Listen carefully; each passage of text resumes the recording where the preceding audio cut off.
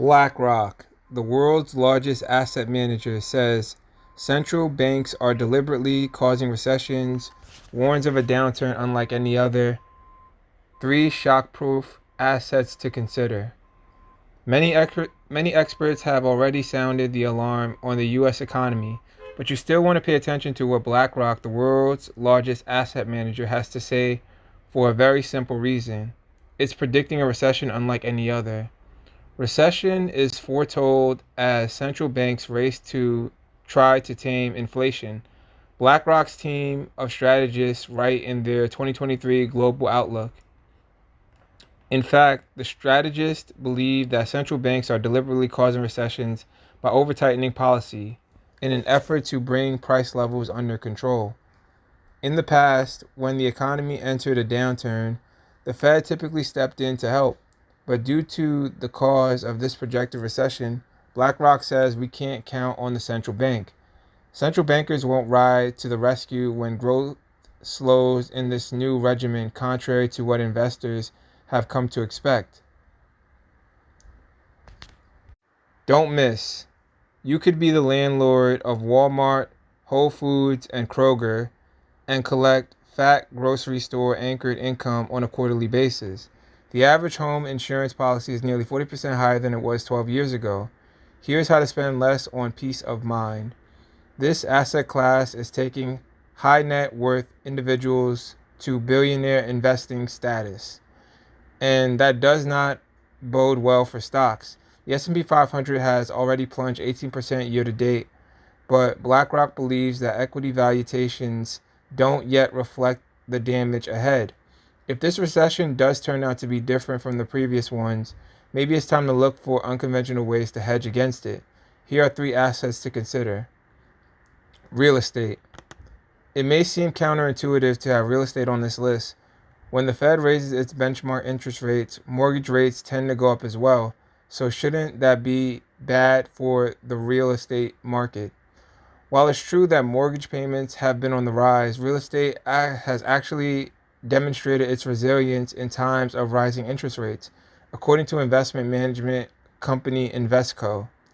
Between 1978 and 2021, there were 10 distinct years where the federal funds rate increased, Invesco says. Within these 10 identified years, U.S. private real estate outperformed equities and bonds 7 times, and U.S. public real estate outperformed 6 times. It also helped that real estate is a well-known hedge against inflation. Why? Because as price of raw materials and labor goes up, new properties are more expensive to build, and that drives up the price of existing real estate. Well-chosen properties can provide more than just price appreciation. Investors also get to earn a steady stream of rental income, but you don't need to be a landlord to start investing in real estate. There are plenty of real estate investment trusts, as well as crowdfunding platforms that can get you started on becoming a real estate mogul. Consumer staples. Higher interest rates can cool down the economy when it's running too hot, but the economy is not running too hot, and BlackRock sees rate hikes pushing the economy into a recession. That's why investors may want to check out recession-proof sectors like consumer staples. Consumer staples are essential products such as food and drinks, household goods, and hygiene products. We need things regardless of how the economy is doing or what the federal funds rates are.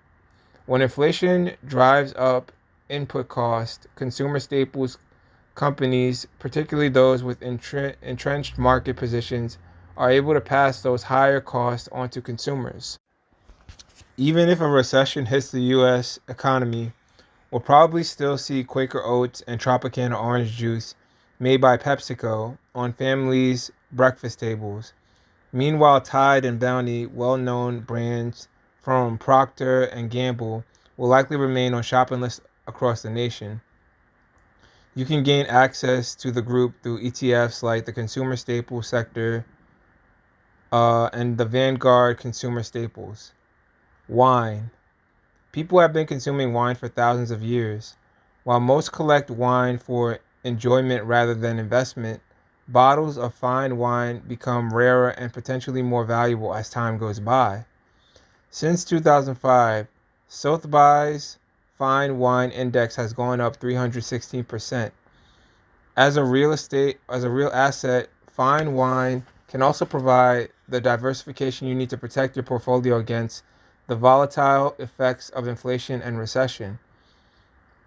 You can invest in wine by purchasing individual bottles, but you'll need a place to store them properly. Residential wine cellars often cost tens of thousands of dollars. If not stored at the right temperature or humidity, the bottle could be compromised. That's one of the reasons why investing in fine wine used to be an option only for the ultra rich. But with new investing platforms, you can invest in investment grade wine too, just like Bill Koch and LeBron James.